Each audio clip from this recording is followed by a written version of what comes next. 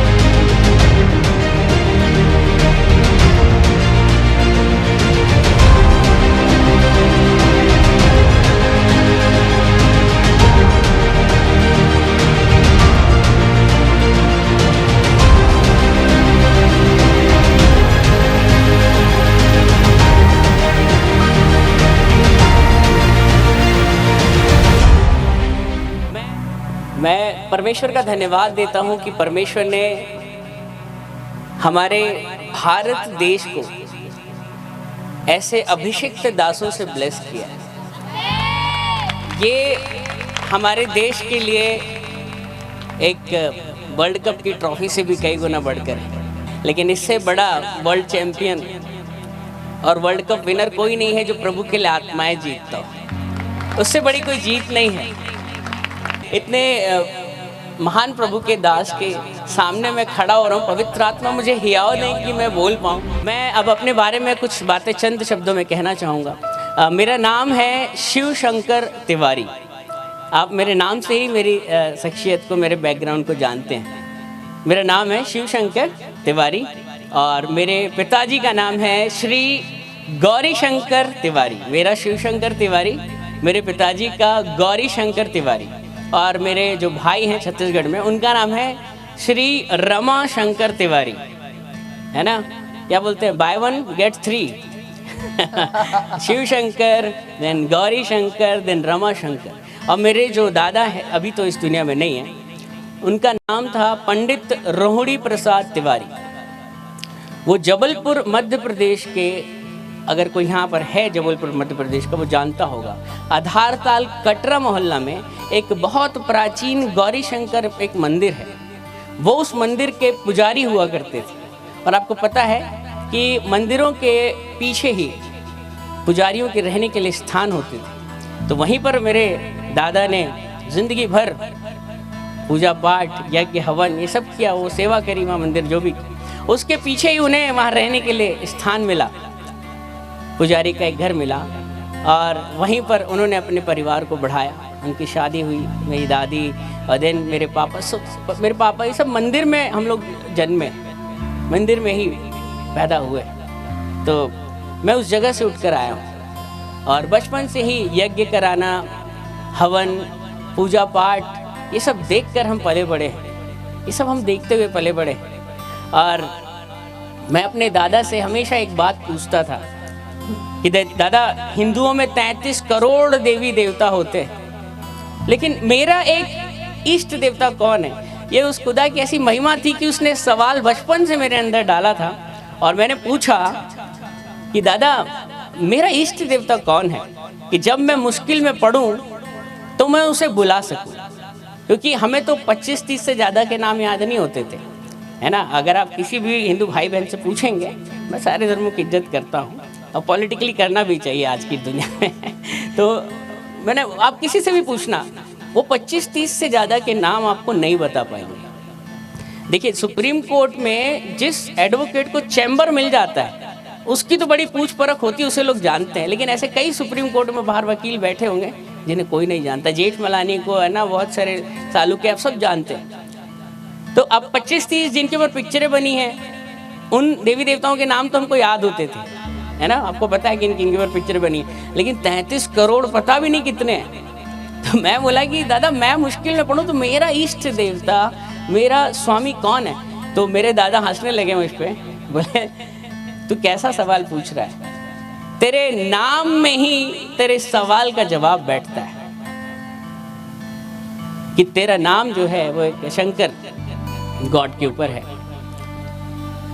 बोले कि तेरे जो इष्ट देवता है वो शंकर है, उन्होंने मुझे बताया। और इसके साथ साथ एक रोचक बात मैं आपको ये भी बताना चाहूँगा कि मेरा जो जन्म हुआ है वो 1984 सन 29 फरवरी 29 फेब 1984, ये लीप ईयर था। 4 साल में एक बार मेरा बर्थडे आता है। 2020 में आया था, अब 2024 world cup to world cup चलता है मेरा, तो अभी 2024 में आएगा। और उस आप गूगल पे देख सकते हैं जाके, 29 फरवरी सन 1984 उस दिन महाशिवरात्रि थी, और मेरे मार्कशीट में आप देख सकते हैं।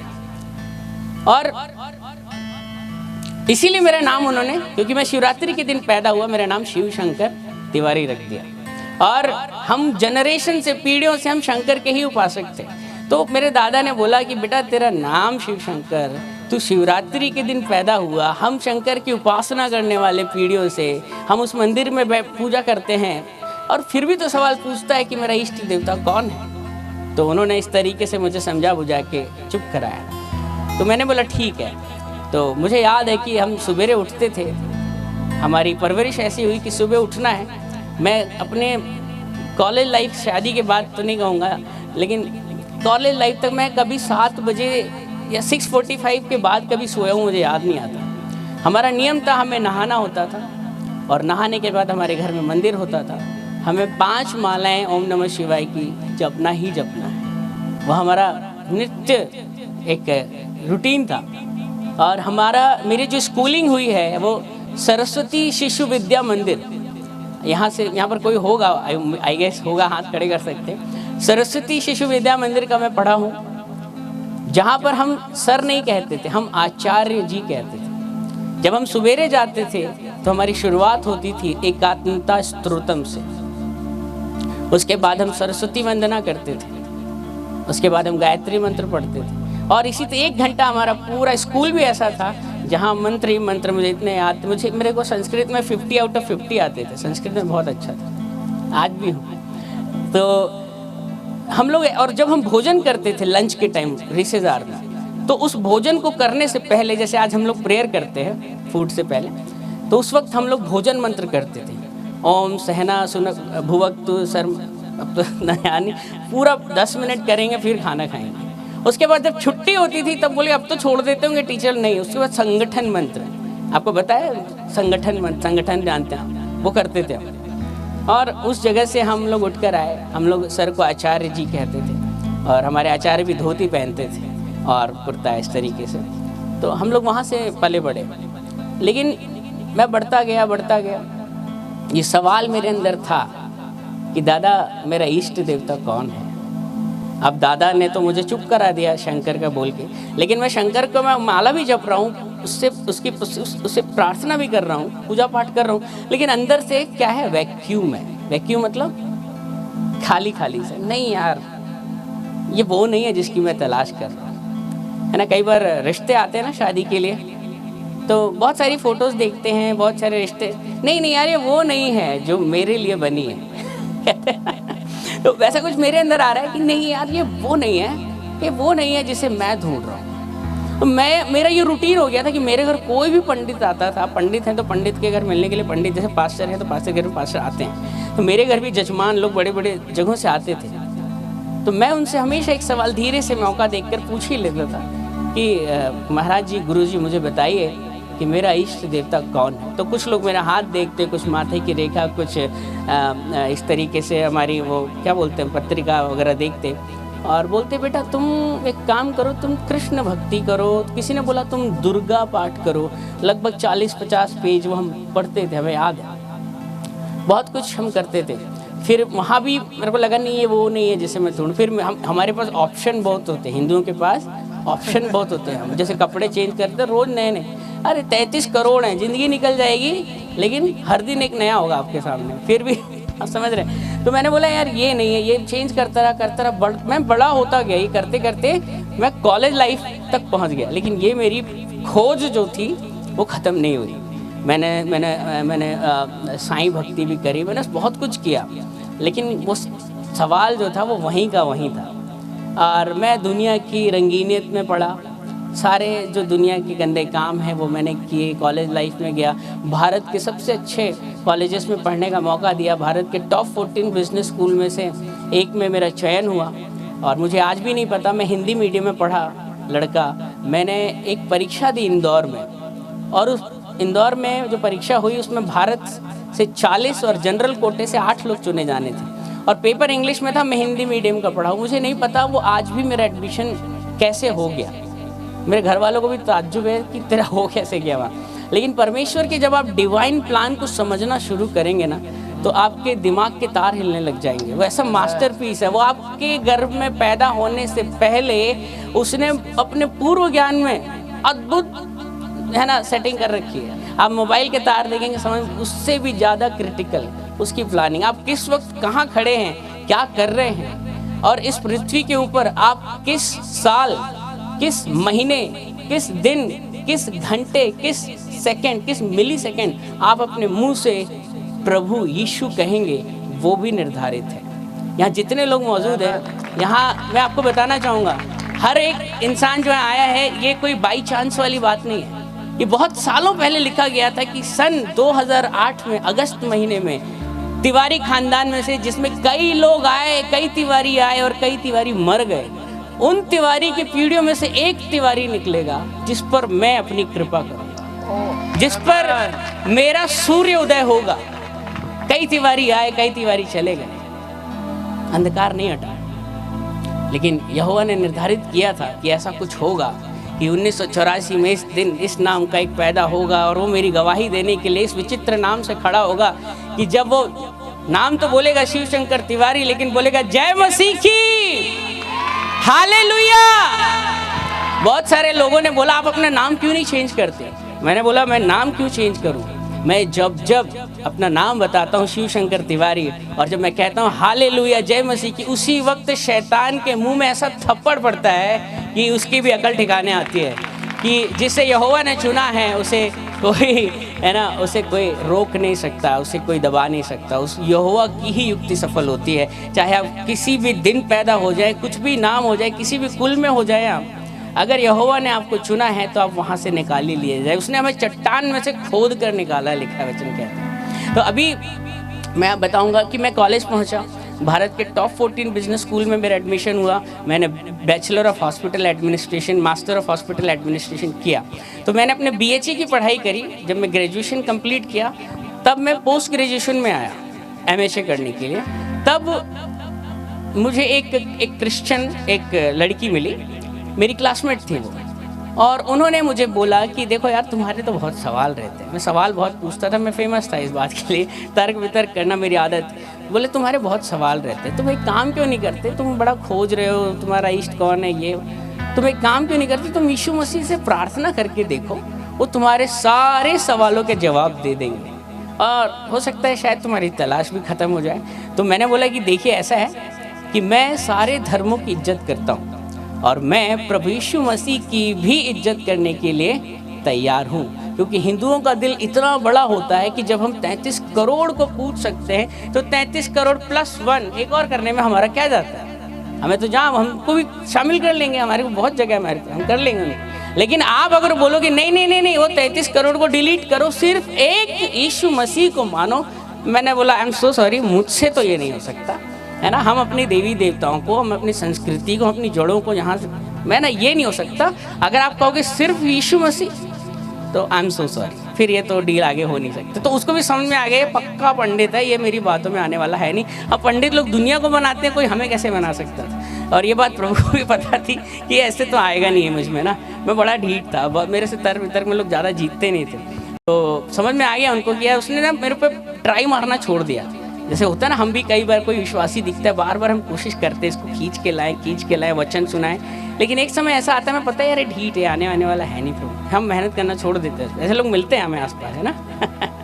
तो वो उसको भी समझ में आया कि यार ये ऐसे आएगा नहीं। उसके बाद मेरी पढ़ाई ख़त्म हुई 2006 में, और भारत के सबसे बड़े हॉस्पिटलों में एक इंद्रप्रस्थ अपोलो हॉस्पिटल दिल्ली में मेरी जॉब लगी।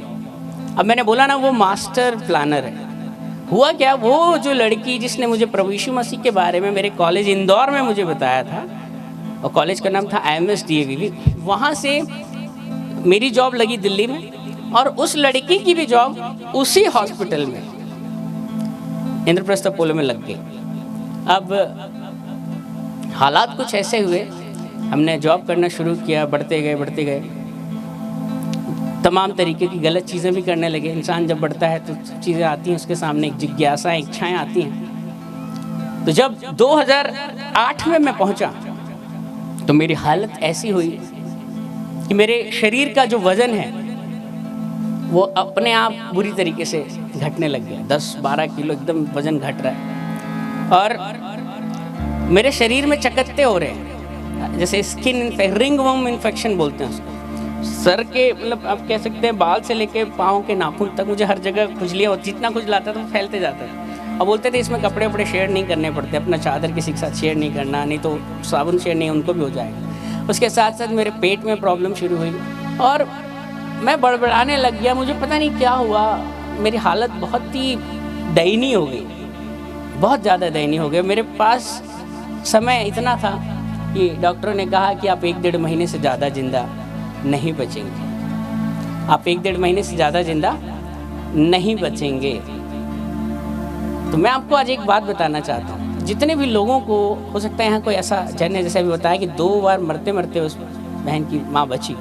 अगर डॉक्टर आपको कह देना, आपकी टेस्ट रिपोर्ट आ जाए पैथोलॉजी की या रेडियोलॉजी की और उसके मुताबिक डॉक्टर कह दे आप 1-1.5 महीने से ज़्यादा जिंदा नहीं बचेंगे, उस व्यक्ति के हृदय में क्या चल रहा है, क्या धक्का लगता है उसको, उसकी क्या मनोदशा होती है, उसकी क्या मनोव्यथा होती है, मैं बहुत अच्छे से समझता हूँ। आप 1.5 महीने बाद जो मौत आने वाली है ना, उससे पहले 1.5 महीने बाद जो मौत आएगी, उस घड़ी आएगी, उससे पहले आप हर घड़ी, हर दिन, हर मिनट 1000 बार डर डर के मरते हैं कि मरते वक्त कैसा लगता होगा जब प्राण निकलते। मैंने देखा था मेरी दादी की जब डेथ हुई मेरे सामने हुई, 3 बार हिचकी, कहते ना मतलब हिचकी आती फिर प्राण निकलते, ऐसा अजीब अजीब मैंने देखा। 3 बार हिचकी ली और मर गई वो। तो वो सब बातें याद आ रही मुझे कि यार मरते वक्त कैसा लगता होगा, आदमी जब मर जाता है तो प्राण कैसे निकलते होंगे, मैं स्वर्ग जाऊंगा या नर्क जाऊंगा। हमने तो बहुत सारी, हमने तो वैतरणी नदी, नरक, हमें गाय की पूंछ पकड़ के पार करना, बहुत चीज़ें सुन रखी थी। वहाँ कढ़ाई है गरम गरम, ये बहुत सारी बातें आई और लगा कि यार ये सब लोग रहेंगे, सब लोग, कोई बाजार जा रहा होगा, कोई स्कूल जा रहा होगा, कि कहीं शादी, कोई सब कुछ हो रहा होगा, लेकिन इनके बीच में थोड़े समय के बाद मैं नहीं रहूँगा, मैं इतिहास बन जाऊँगा। और मैं रात को 10 बजे रोना शुरू करता था, चादर के अंदर मुंह छुपा लेता था और रोते रोते सुबह हो जाती थी। अब डर किसको बताएं, अपने हाले दिल किसको बताएं, क्योंकि जिसके ऊपर मौत आती है ना, वही व्यक्ति समझता है कि मौत क्या होती है, मौत का डर क्या होता है। आपके माँ बाप आपको माथे से छूएंगे, आपके कोई अगर किसी लड़के को ऐसा हो जाए, उसके माँ बाप को धक्का लगेगा तो उसके पास जाएंगे, उसे अच्छे से अच्छा खिलाने की कोशिश करेंगे, कुछ दिन बचे हैं, बेटा क्या खाएगा, बेटा क्या पहनेगा, उसके माथे को छूएंगे। उसकी माँ हो सकता है उसके पास सोए रोज, लेकिन उसका जो डर जो है ना, मौत का डर, वो आपके माँ बाप भी नहीं समझ सकते। वो जिसके अंदर चलता है ना, जिसके ऊपर मौत आती है, इसको वो वही जानता है कि मौत का डर क्या होता है। आपके दोस्त आएंगे, आपको गले से लगाएंगे, है ना, आपको फूल देंगे, ये करेंगे वो करेंगे। आपको ताज, मैं भी ताज होटल के सामने रुका था, तो मैं आपको बताऊँ, ताज, इवन मौर्या शेरेटन, कहीं का भी खाना आपको ला के दे दिया जाए, जिसकी मौत डिक्लेयर हो चुकी है, डॉक्टर साहब ने कह दिया, वो खाना आपको बेस्वाद लगेगा। आपको अमेरिका जाने का मन करता है, लंदन जाने का, एरोप्लेन, ये देखना एफिल टावर, आपको मैं दुनिया की महंगी से महंगी जगह, एफिल टावर, वॉशिंगटन हाउस, कहीं भी ले जाके खड़ा कर दूँ ना, उस जगह को देखने का भी मन नहीं करेगा। क्यों? क्योंकि आपके पास सिर्फ 1-1.5 महीने बचे हैं, कुछ अच्छा नहीं लगेगा। मैं उस स्थिति से गुजरा हूँ, मैं उस स्थिति से गुजरा हूँ। अब क्या होगा इस स्थिति में पता नहीं। मुझे याद है, एक रात को जब मैंने रोना शुरू किया, वो दिन आज भी मेरे को समझ में नहीं आता। मैं कैलकुलेट करता हूँ, प्रभु मैं ठीक हो गया हूँ, समझ में नहीं आता। मैं रात को एक दिन 10 बजे रोना शुरू किया मैंने, थोड़ा बहुत खाना खा के, और चादर के अंदर मुँह डाल के ऐसे रो रहा हूँ डर के मारे। और ऐसा मेरे को दिखा, उजाला आ गया, तो देखा मैंने घड़ी में 5:30 बज रहे थे, और आज भी मुझे समझ में नहीं आया, मुझे ऐसा लगा कि आधे घंटा हुआ है। मतलब ज़िंदगी भी इतनी फास्ट भागने लगती है आपकी, या 1.5 महीने 1.5 मिनट से लगते हैं आपको। तो ये हालत थी जैसे एक कुत्ता नहीं, जैसे बीमार हो गया है या कि एक्सीडेंट होकर पड़ा है, कोई देख नहीं, हालत ऐसी हो जाती मरते हुए इंसान। ठीक है, तो वो स्थिति मैंने गुजारी। तब प्रभु की जो आयत है वचन में, जो बाइबल लिखी है कि ये मृत्यु जो है, आई एम सो सॉरी, नहीं ऐसा लिखा, ये जो बीमारी जो है ये तेरी मृत्यु के लिए नहीं है, लेकिन ये बीमारी परमेश्वर की महिमा के लिए। और परमेश्वर जानते थे मैं इतना ढीठ था कि मुझसे कोई बातों में कोई मुझे समझाए, मैं समझने वाली पार्टियों में से नहीं था। आज बहुत से लोग, कोई अमेरिका से आया, कोई कहीं से आया, किसी ने इधर डाला, कोई टीवी में गवाही गई, 4-5 लाख लोग देख चुके, मुझे खुद नहीं पता कहाँ कहाँ गई। लेकिन मुझे आज मैं उन दिनों को याद करता हूँ तो मैं उन दिनों का दिल से धन्यवाद देता हूँ। जैसे दाऊद कहता है भजन में, अच्छा हुआ प्रभु जो मुझे ये दुख हुआ, क्योंकि अगर ये दुख नहीं होता तो ये जो अनंत काल का जो सुख है ये मुझे नहीं मिलता। तो मैं मरने वाला था, तो वही फ्रेंड जिसने मुझे पहले भी यीशु मसीह के बारे में बताने की कोशिश 2004 में करी थी, और अब 2008 आ गया था। उस वक्त हम पढ़ रहे थे, अभी हम नौकरी कर रहे थे एक ही जगह, और उसने मेरी हालत देखी जब, तो उसने फिर से प्रयास किया। उसने मुझे कहा कि तुम एक काम करो, तुम मेरे साथ एक जगह प्रार्थना कराने के लिए चलो। उस जगह में बहुत सारे लोग मौत के मुंह से बाहर आते हैं, बड़े बड़े अद्भुत चिन्ह चमत्कार होते हैं। तो अब कहते हैं ना कि मरता क्या नहीं करता, मुश्किल में लोग गधे को बाप बनाते हैं। यहाँ तो खुदा की बात थी, है ना, यहाँ तो परमेश्वर की बात हो रही थी। तब आप अगर मरने वाले होंगे ना, तो आप देखिएगा अच्छे अच्छे पंडित, अच्छे अच्छे दूसरे है ना पंडित, हमको अगर इसे देखा जाए, हमारे इसमें क्या करते हैं, हमें किसी मजार के आगे बोल दो मत्था टेको, इधर चादर चढ़ा दो, इधर दिए, इधर तांत्रिक बाबा बैगा, कुछ भी ऐसे नाच नचाते हैं ना। एक बार मरने वाला तो हो इंसान, फिर देखिए कैसे पीछे पैसा खींचते हैं। ये जो डर का बिजनेस है ना, बहुत बड़ा है। ये जो मृत्यु का डर है ना, ये बहुतों को कंप्रोमाइज करने के लिए। तो मैं भी बोला यार छोड़ना हिंदू धर्म, जान है तो जहान है, जान बस्ती, इससे बड़ा क्या है, चलते हैं। तो मैं भी बोला कि छोड़ो अपना अहम, मैंने उसको बोला कि ठीक है मैं तुम्हारे साथ चलता हूँ। तो जब मैं वहाँ गया तो वो एक प्रेयर सेंटर था, और वो एक बड़ा सा हॉल था, और वहाँ पर प्रभु यीशु मसीह की उन्होंने एक कमर तक की एक फ़ोटो बस लगा रखी थी, और इधर साइड में रिसेप्शन था। उस रिसेप्शन पर एक रिसेप्शनिस्ट बैठी हुई है, और कुछ पेपर वर्क और फाइल दिख रहा है, और इधर कारपेट बिछा हुआ है जहाँ लोग बैठे हुए कुछ। तो मैं ऑफिस में काम कर रहा था, कॉर्पोरेट हॉस्पिटल में जॉब कर रहा था, पोलो नवाना हॉस्पिटल। तो मुझे लगा यार ये तो प्रार्थना भवन क्या, मंदिर क्या, ये तो मुझे कोई कॉर्पोरेट ऑफिस की तरह लगे। मतलब यहाँ क्या होने वाला है। हमें आदत है कि भाई मूर्तियाँ दिखनी चाहिए, घंटियों की आवाज़ आनी चाहिए, वो दिए के जलने की, वो घी के जलने की सुगंध आनी चाहिए, फूल माला, वो चंदन टीका, पूरा लाव लश्कर हो, तब एकदम हमें लगता है हाँ यहाँ कुछ दैवी डिवाइन हो सकता है।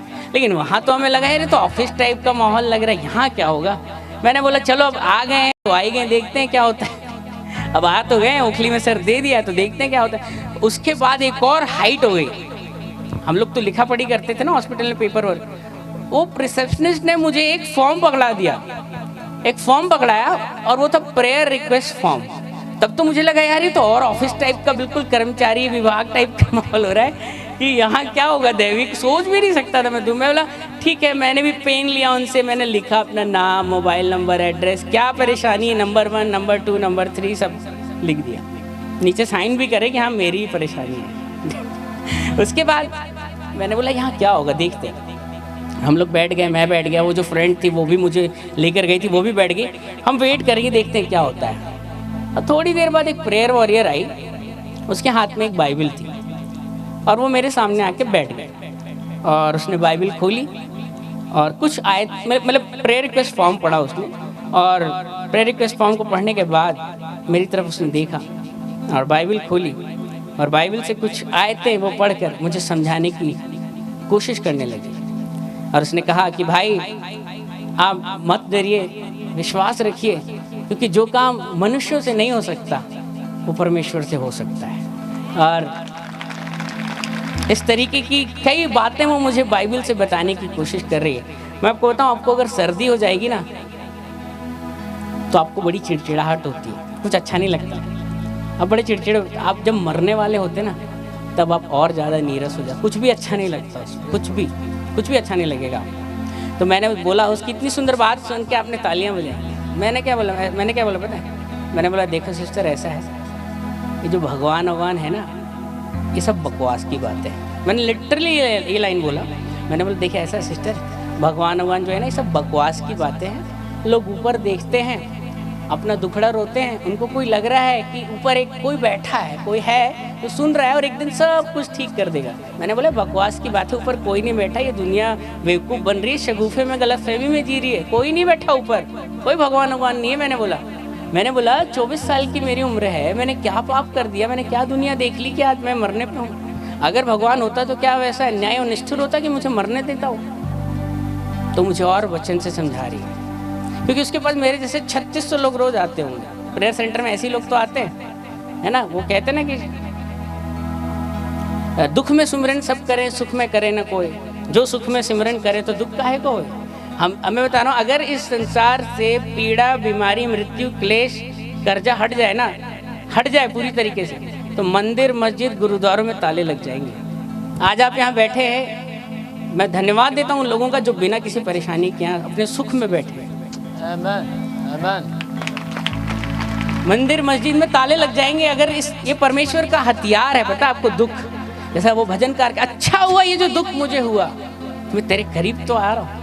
तो मैंने वो उन दुख भरे दिनों को मैं धन्यवाद देता हूँ। अगर मेरी हालत उस दिन कुत्ते के समान, वो बुरी हालत में मैं नहीं जाता, तो आज शायद ये जो असीम खुशी मेरे अंदर है, ये जो एक अद्भुत बात मेरे अंदर है, ये हो ही नहीं पाती। तो परमेश्वर जब आपको मिस करता है ना यार, ये बहुत दिन से प्रार्थना, तो परमेश्वर क्या बोलता है, एक छोटा सा दुख डालता हूँ इसको ना, एक छोटा सा बीमारी डालता हूँ। देख कैसे परमेश्वर जब आपको गले लगाने के लिए तड़पता है ना, जब आपको मिस करता है, वो आपकी कमी को छोटे मोटे दुख डाल देता है, तो आप क्या करते हैं, उसके करीबी में आते हैं।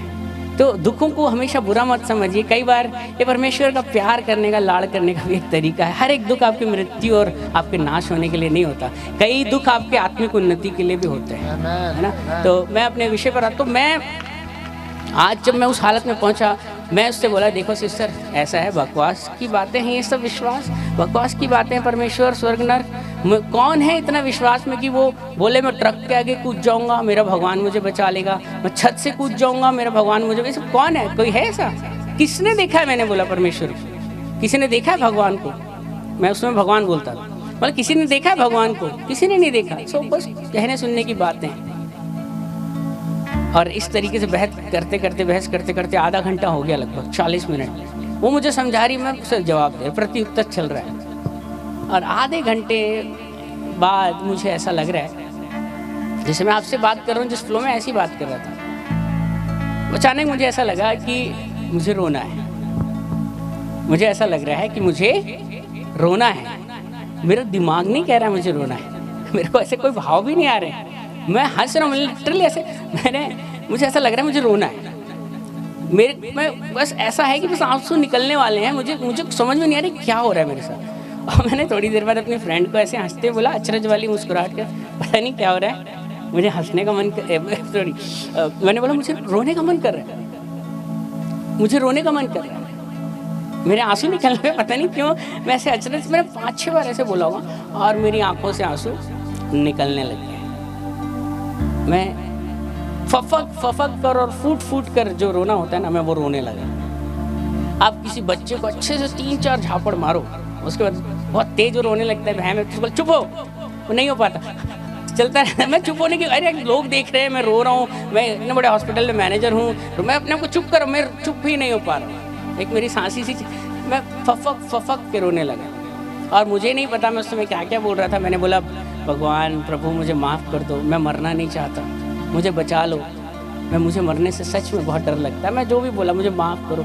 और थोड़ी देर बाद मैंने देखा मेरी जो वो फ्रेंड है वो भी रोने लग गई। तो मुझे ऐसा लगा कि शायद इसको मुझ पर दया आ रही होगी, कैसा बेचारा दयनीय स्थिति में बेचारा है ना, वो भी रोने लग गई। तो मैं बोला अच्छा। थोड़ी देर बाद में क्या हो रहा है, वो जो प्रेयर वॉरियर है वो भी रोने लग गई। तो बिल्कुल हम तीनों रोने लग गए। अजीब ही कुछ हो गया, मतलब ये मैंने कुछ एक्सपीरियंस पहले ही नहीं किया था पृथ्वी, कुछ अलग ही हो रहा था वहाँ पर। हम तीनों रो रहे हैं, रोते ही चले जा रहे हैं। मैं अपना लगा हुआ हूँ, वो अपना प्रेयर कर रहे हैं। वो प्रेयर वॉरियर मेरे ऊपर हाथ रख के दुआ करी, प्रभु यीशु के नाम से चंगा हो, दया कर प्रभु, बचा प्रभु। अपनी तरफ से जो वो करती है, जैसे हम लोगों को जो प्रेयर में आता है हम बोल देते हैं सब, प्रभु तेरे कोड़े खाने से हम चंगे, पत्रस 2:24 सब वो कर रही है बेचारा अपने जो कर सकती थी। और मैं रो रहा हूँ, वो मेरे ऊपर हाथ रख के प्रार्थना कर रही है। और हिंदुओं में कहा जाता है कि अगर आपको भगवान को देखना है, तो आपको हिमालय जाना पड़ता है, आपको तपस्या करनी पड़ती है, आपको हट करना पड़ता है, आपको योग करना पड़ता है, तब कहीं जाके परमेश्वर का मन हुआ तो दे देंगे दर्शन, नहीं तो उसकी भी गारंटी नहीं है। अब मेरे साथ क्या हुआ, जब हम लोग आधा घंटा रो रहे हैं, सब चल रहा है, मुझे जैसे कोई कह रहा है ओपन योर आईज, अपनी आंखें खोल। अब फिजिकली सुन नहीं रहा हूँ, बट ऐसा मन में आ रहा है अपनी आंखें खोल। तो मैंने जब अपनी आंखें खोली तो वहां पर वो जो प्रभु यीशु मसीह की, मैंने एक बताया था ना, एक कमर तक की फोटो लगा रखी थी। प्रभु यीशु मसीह का चेहरा सा बनाया और कमर तक की फोटो, मुझे लग रहा था यीशु मसीह। अब लोगों के विश्वास को बढ़ाने के लिए कई बार लगा देते हैं लोग, हालांकि ये सब में कोई वैल्यू नहीं है। तो मैं वहाँ क्या देख रहा हूँ, जब मैंने अपनी आंखें खोली तो वहाँ वो फोटो, वहाँ वो जो पिक्चर थी बड़ी सी पोस्टर, वो वहाँ था ही नहीं, वो तो कमर तक की थी। वहाँ मैं जिसको देख रहा हूँ, वहाँ कोई मेरे सामने बैठा है जो सर के बाल से लेकर पाँव के नाखून तक, अंगूठे तक, मैं वहाँ किसी को अपने सामने बैठे देख रहा हूँ। और विश्वास मानिए, इतनी सुंदर आंखें मैंने आज तक 2008 के बाद, उससे पहले और आज तक, इस और आगे भी मुझे विश्वास है, इतनी सुंदर आंखें मैंने ना ही किसी औरत की देखी, ना ही किसी आदमी की, ना ही किसी बच्चे की, ना ही किसी, वो आंखें इस दुनिया की थी ही नहीं। मुझे पता था कि यहाँ जो बैठा है ये इस दुनिया का नहीं है। वो कहते हैं मैं नीचे का नहीं, मैं ऊपर का। तो वहाँ जो कुछ बैठा था वो इस दुनिया का हो ही नहीं सकता। वो इमेज, वो कोई इंसान आके बैठ गया, नहीं, मुझे समझ में आ रहा था यहाँ कुछ जो हो रहा है ये कुछ अद्भुत हो रहा है। मेरे को लगा अरे तेरे को मति भ्रम हो रहा है, मुझे लगा मुझे हेलुसिनेशन हो रहा है। मैं अपनी नज़रें इधर उधर घुमा रहा हूँ, पता नहीं मैं बोलूँ किसको बोलूँ, पागल मैं इधर उधर देख रहा हूँ, थोड़ी फिर देखूँ उधर, वो मुझे फिर बैठा हुआ दिखाई दे, और वो मेरी तरफ कैसे रहते, मैं आपको अगर एक्सप्लेन करने की कोशिश करूँ तो वो मेरी तरफ ना ही गुस्सा हो रहे हैं, ना ही बहुत जॉय, कुछ एक्सप्रेशन कुछ इस तरीके से थे। जैसे कि एक वाकया है, मुझे याद आता है कि मेरे पास एक बहन एक बार प्रार्थना कराने के लिए आई, और वो अपनी बहन को साथ में लेके आई, और उसने बोला कि भैया इसके लिए प्रार्थना करो। मैंने बोला क्या हुआ? तो उसने बोला भैया एक दिन इसका लड़का घर के बाहर खेलते खेलते, जो कि 7 साल का था, अचानक गायब हो गया, और आज 1.5 साल हो चुके हैं ये उसको ढूंढते ढूंढते ये हलाकान परेशान हो चुकी है, ये इतना रो चुकी है कि अब इसकी जो आंसुओं को पैदा करने वाली जो ग्रंथियाँ, टीयर ग्लैंड, वो भी सूख चुकी हैं, अब उनसे भी पानी नहीं निकलता। और जब मैंने उसकी आंखों में देखा तो उसकी आंखों अंदर पूरी धसी हुई गड्ढा जैसे पूरा, वो आंखें आज भी मैं बोल रहा हूँ, मुझे याद है मेरे सामने वहाँ। तो मैंने देखा, मैंने उसके लिए प्रार्थना करी प्रभु यीशु के नाम से। मैं विश्वास करता हूँ कि यीशु के नाम से जो हम प्रार्थना करते हैं वो अपने समय में ज़रूर पूरी होती है। Amen.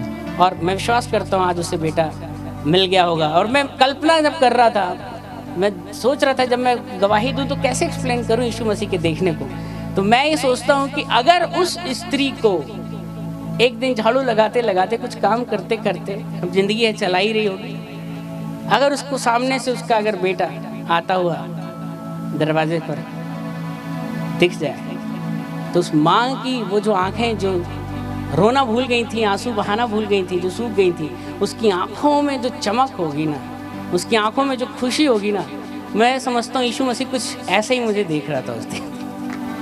क्योंकि बाइबल में लिखा है कि जब एक आत्मा बचती है ना तो स्वर्ग में जश्न होता है, जश्न होता है। वहाँ पे स्वर्गदूतों के साथ सेलिब्रेशन होता है बहुत बड़ा, वो अपने ही तरीके के डेक, अपने ही तरीके का डिनर, स्वर्ग का जश्न, जश्न करता है स्वर्ग। जब एक आत्मा प्रभु से मिल जाती है, उसका दीदार प्रभु के साथ हो जाता है, जब वो प्रभु के साथ कनेक्ट हो जाता है, तो प्रभु मुझे कुछ ऐसे ही देख रहे थे। मेरी 99 भेड़ें तो मेरे पास हैं, लेकिन वो मेरी एक जो खो गई थी भेड़, वो मेरा खोया हुआ एक सिक्का, वो मेरा बेटा आज मुझसे मिल गया है।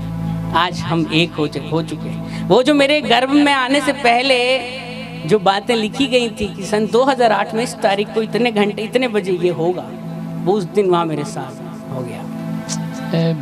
और वो जो सवाल जो बचपन से मेरे अंदर पवित्र आत्मा नहीं डाला था, अगर वो सवाल नहीं होता, वो परिस्थितियाँ नहीं होती, तो आज मैं भी यहाँ नहीं होता, मैं उस सच्चे खुदा को नहीं जान पाता।